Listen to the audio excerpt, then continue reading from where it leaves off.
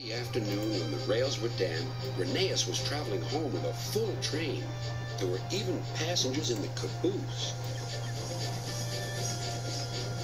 It wasn't a comfortable ride at all. Rheneas's wheels kept slipping, and it was a steep climb.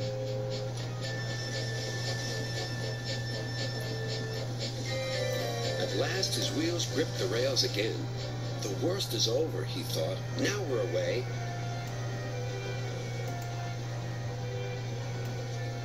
But they weren't.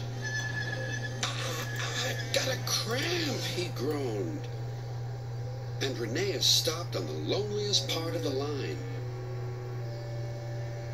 His driver examined him carefully. Your valve gear has jammed. We need to reach the next station. Do you think you can still get us there? I'll try, replied Rheneas.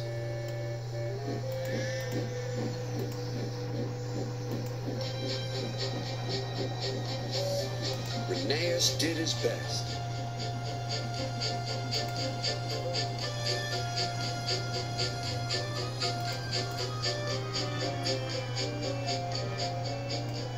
If I fail, he thought to himself, the passengers will be cross and the railway will close. Everything blurred. He was really too tired to make another turn of his wheels, but he did. And another, and another, and another.